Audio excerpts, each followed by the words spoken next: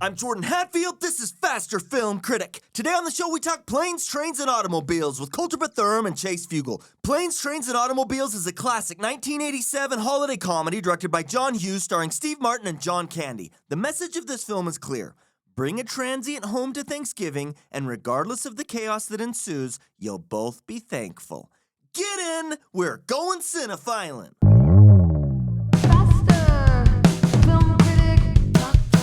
Happy Thanksgiving, guys! To you as well, gentlemen, to you as well. I hope you both are eternally thankful. After watching this, yes. Aw, Yeah. aw, golly goshkins. Aw, geez. It's such a warm-hearted, tender Thanksgiving film. I love it. It is a heartwarming film, is it not?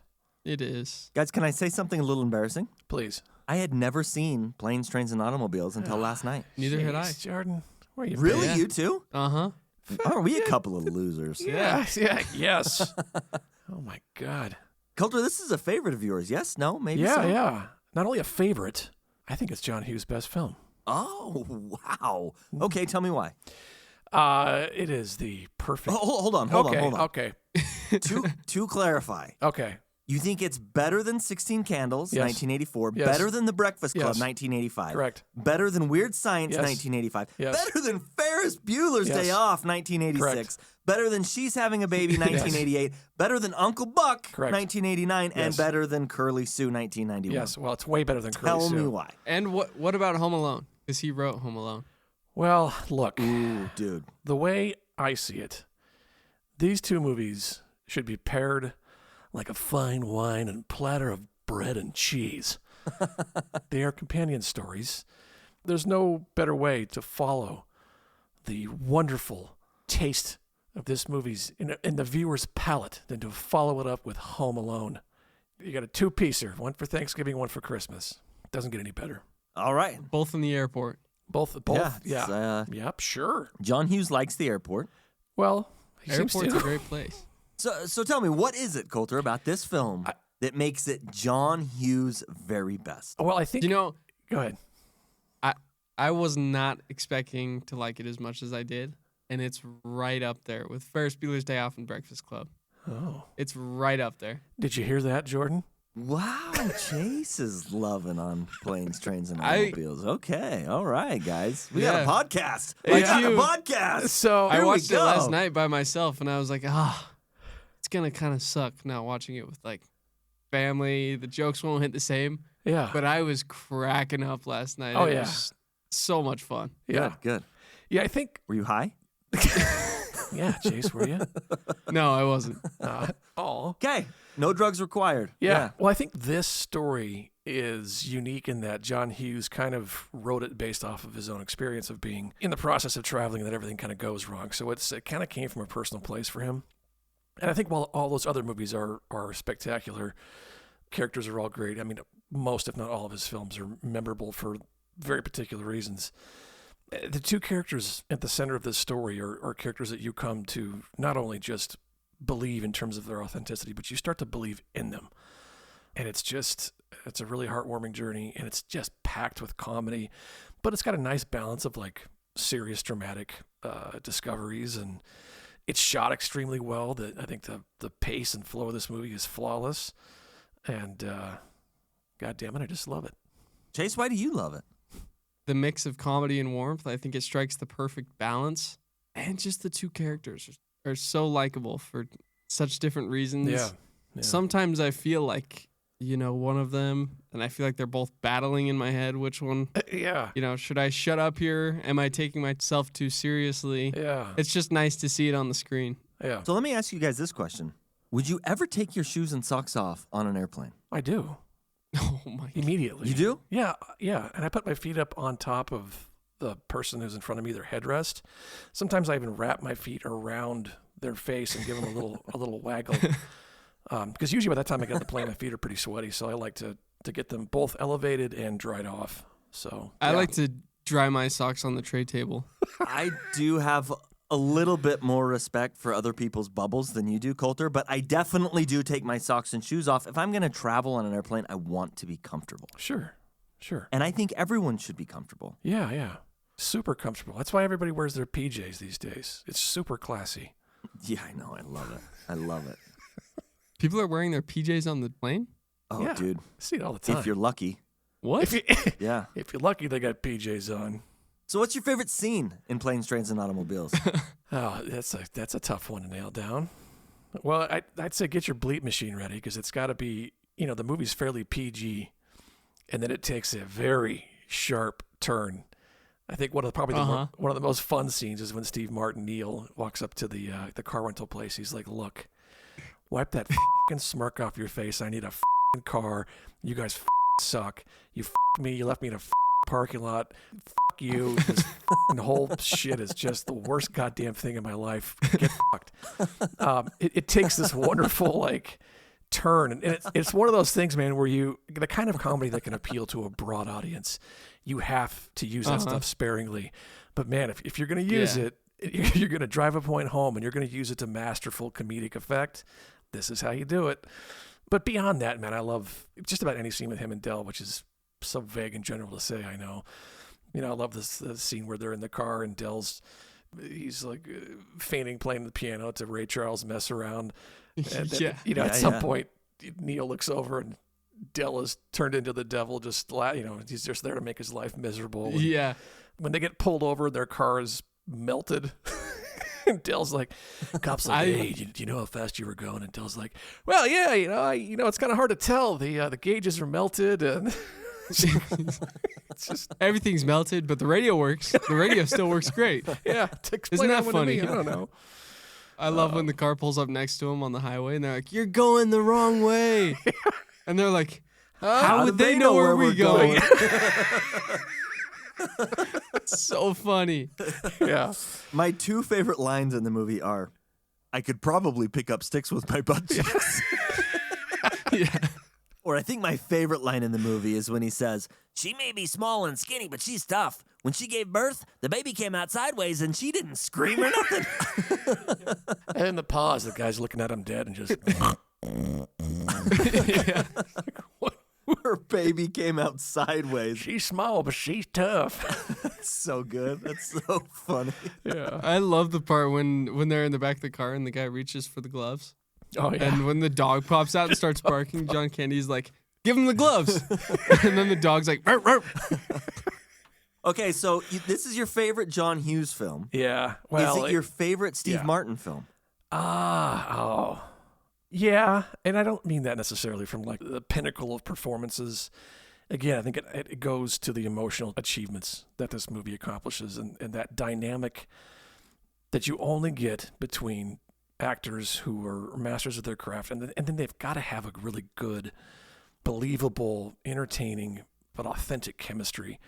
I think John Candy brings that to just about any of his roles, and you could argue Steve Martin does too, but the two of them together, there's something special about that combination. Even before anything's revealed about John Candy's character, it's weird that you can feel the weight behind everything he does, even though it's so silly and so annoying. No, I think that's fair, man. I think he's one of those actors that just comes across as being so authentic. He just comes across as being so readable, even when he's hiding things. And there's insinuations and implications to this throughout his performance in this movie, but there's a sadness there. There's a loneliness there. And obviously when Neil is reflecting on this towards the end of the movie, he's putting things together. But even when you're watching it before that, there's these hints, and they're just so masterfully executed, man, both from either how they're directed and of course how they're portraying their characters. And John Candy was just such a likable actor, I think. Steve Martin got typecasted playing a lot of kind of abrasive, snippy and uptight characters, whereas John Candy kind of was the opposite. He was kind of more your lovable guy who just was very joyful and just ultimately very believable. One thing that really surprised me in this film was the scene where they're in the hotel room and Neil is hit his limit. He's just laying into Del Griffith. Yeah. And you can see on John Candy's face the pain. Oh, yeah. And it grows throughout this tirade. Yeah. That Neil is just laying into him. And I don't know that I've ever seen John Candy portray emotion quite like that before. Yeah. It surprised me. Yeah, that because hurt. you could see in his eyes, he was taking it personally. Oh, yeah. It was meant to be taken personally. His eyes kind of start glistening. It's hurtful. Having just watched the documentary about John Candy called I Like Me. It's ripped right from that scene. And it's almost like he's kind of convincing himself there for a minute. He's like, I like me. There's a little beat there, but he doesn't quite finish that sentence with all of the confidence that you'd think he might have. So it's revealing about his character in that moment. It's one of those scenes, too. It's like Neil's being so mean because he's so frustrated. And like you said, Jordan, he hit his limit. But there's still something funny, and he's like, you see, this is, he's really just venting and getting this all out of his system. But you know him well enough to know, like, oh, man, he's going to regret this because he's not a piece of shit. He's just massively frustrated at the situation. He's paired with this guy that's just a constant pain in his ass. That scene hits hard. So I don't know that I got a straight answer out of you two. Is this your favorite Steve Martin film? Yeah, I'm going to say yes. Yeah, because of the things I mentioned earlier. Not a question for me. I still think I prefer Dirty Rotten Scoundrels. Okay. That's a good one, There's something about that film I just love. Oh, sure. Let's talk about Thanksgiving movies for a second. There's not a lot of Thanksgiving movies out there. Can you guys even think of other, like, straight Thanksgiving films? No, not straight Thanksgiving films. We've got Christmas films that kind of, Christmas Story covers Thanksgiving a little bit, but it doesn't, no. Eli Roth released a film called Thanksgiving, right? 2023 Thanksgiving, and it's a horror film. Sure. Not a great one, but it's Thanksgiving, so let's chop some people up. By the way, that film comes from a trailer that Eli Roth directed, a fake trailer that Eli Roth directed from Quentin Tarantino's Death Proof. Yeah. Yep. I just think of the trampoline scene with the cheerleader. With the cheerleader, I know. The turkey scene.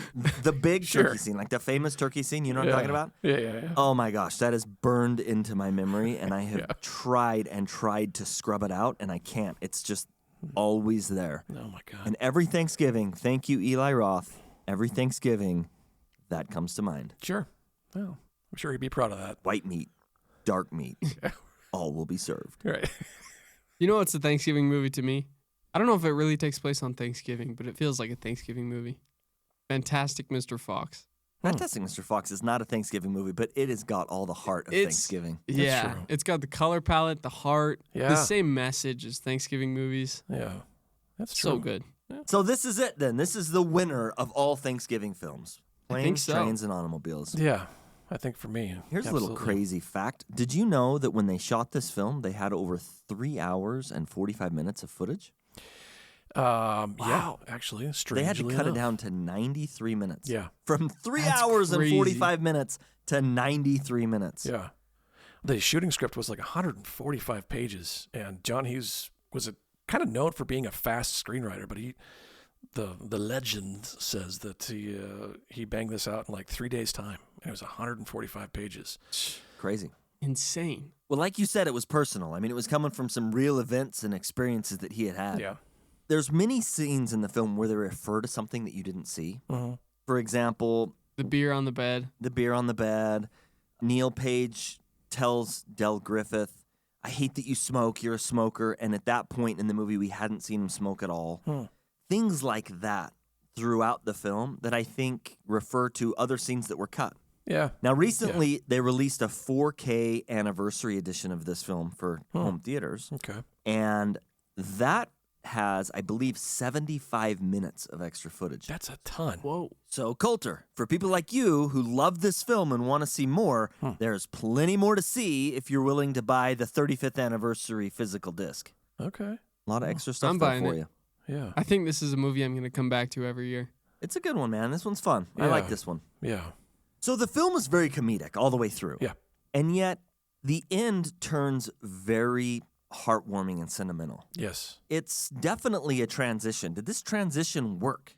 The transition itself works. There's a little piece I think I would have liked to have seen at the end. But before I get to that, since you brought it up, I want to know what you think. I liked the end. It caught me a little off guard. I didn't expect Del Griffith to be homeless. Yeah. And it was a little bit unbelievable, which is fine. Not everything in film has to be 100% believable all the time. Yeah. In fact, some of my favorite movies are very unbelievable. But it definitely caught me off guard in a way that I don't know. I think the best way to put it is this. Because it caught me off guard, I was less emotionally drawn into what was transpiring. Okay. I wish they would have maybe not told me that he was homeless earlier in the film. Yeah. because I understand the element of surprise. That shock is supposed to really drive the emotion home, but maybe just a little bit more clue, even clues that I didn't pick up on, so that when they revealed it, I was like, okay, that makes more sense. Okay. The wife being dead, I thought was fine, sad. Yeah. And that worked. That aspect really worked. But the homeless part. Well, there was the line that he hadn't been home in years. Yeah, he did say that. That was the kicker. It was like, oh. Yeah, he did say that he hadn't been home in years. He was traveling, selling shower curtain rings. So a couple things there. Go ahead. Just to be clear, I am nitpicking the ending. I'm not criticizing the ending. Yeah, right. No. I'm not saying the ending was bad or the ending didn't work. Sure. John Hughes is never afraid of being sappy or like sentimental. Too much feeling in his movies. Sure. But I think making movies in the 80s, he had to package it in a way that was a little bit sneaky. Yeah. It was like it wore the clothes of like a 80s satire, straight comedy, and then gave that punch at the end. I think that's the most powerful thing about this movie and the ending. Okay. So there's a scene where Neil and Del are parting ways, and it's the end of this insane journey they've been on, and they both are kind of reflecting on that. It's a little awkward. You can tell that they've kind of grown. There's a great line that Steve Martin has where he's like, I learned a lot. I feel like I'm a little wiser. Like, that's an interesting thing. We're all guilty of judging people too quickly sometimes, and then when you find something out about somebody, you're like, oh, shit. Like, yeah, I should have seen that coming, or I should have known that this person might have been through something hard recently, and that's why they're behaving this way. But it's this awkward scene where they kind of shake hands and call it that, and then there's a moment where they embrace each other, they hug. And it's kind of sweet in itself, and it's kind of when you know that they've become more than just companions, travel companions. But there's a scene on the train where Steve Martin's kind of sitting there reflecting over everything as we've talked about, and he's starting to put things together, certain things that Del has said to him that he's like, something's not adding up here. But a cool thing, and this kind of goes back to why they had so much footage and why the assembly cut of this film was so long to begin with, is that John Hughes was notorious for kind of keeping the camera rolling between takes.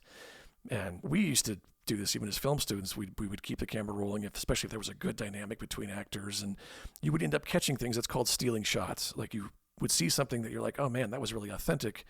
And they didn't even know the camera was on. So that was the case with Steve Martin, he was sitting there between takes, just kind of probably thinking about his next line delivery or expressing an emotion. And so some of that was just stolen footage. They stole those takes, stole those shots. But when he decides to turn around, he goes back to the train station, and he finds that Del is in this situation where his wife had died 8 years ago. He's homeless. And we hard cut to the two of them carrying Del's massive luggage to his house. They go in. Neil says hi to his family. He's introducing Del to some of the folks. And then Neil's wife starts to come down the stairs, and there's this really sweet romantic moment between Neil and his wife, and Del's kind of standing there.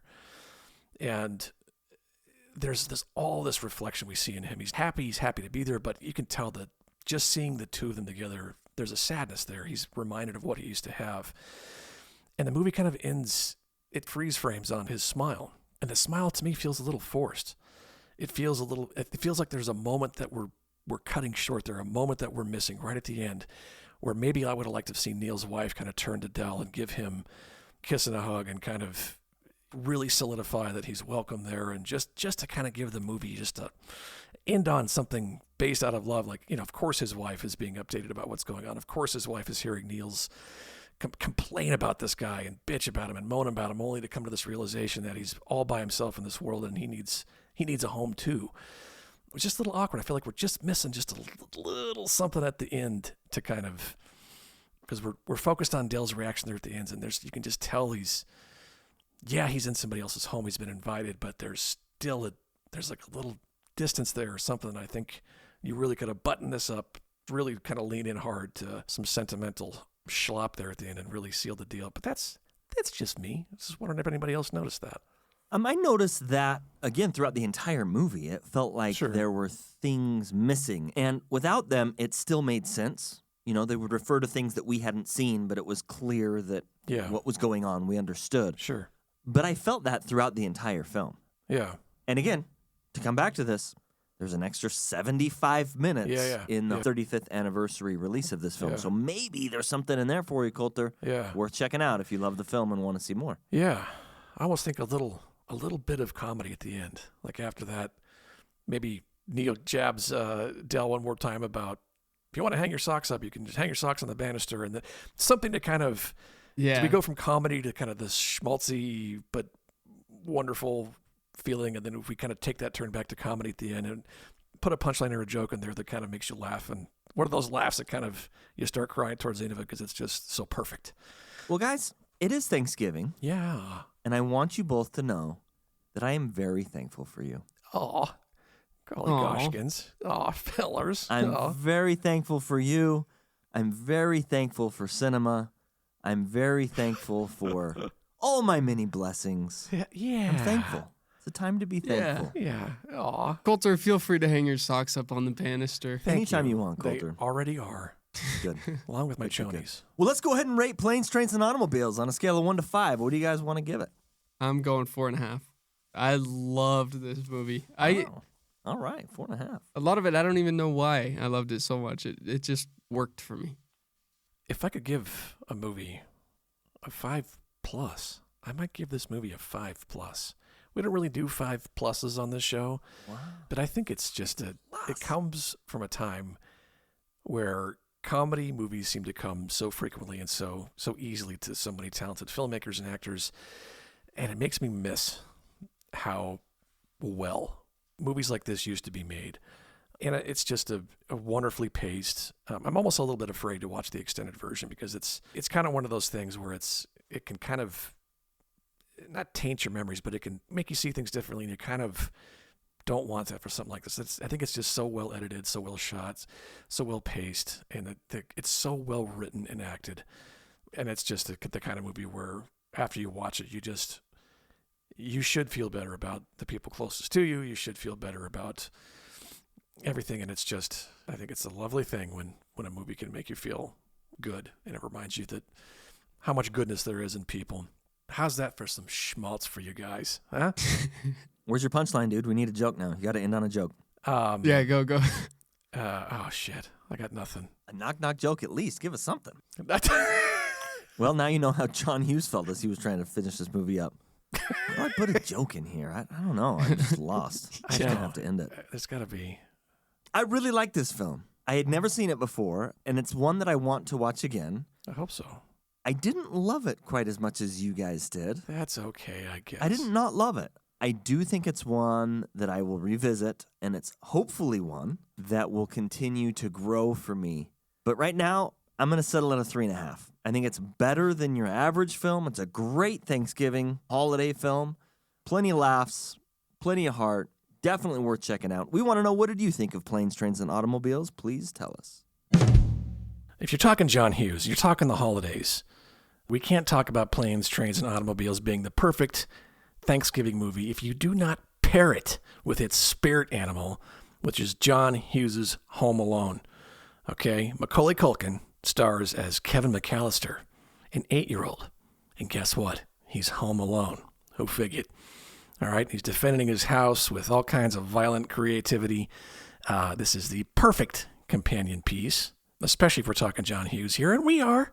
So pour yourself a stiff eggnog, sit back, and enjoy the carnage. And in the words of Kevin McAllister, go check this one out, you horse's ass. Thank you for listening to Faster Film Critic, and please join us next week when we talk Quentin Tarantino's Kill Bill, The Whole Bloody Affair. You can follow us on Letterboxd, Cinetrack, and Instagram. Email us at fasterfilmcritic@gmail.com. Hit us up with questions, comments, feedback, review requests, and share this episode with your movie-loving friends.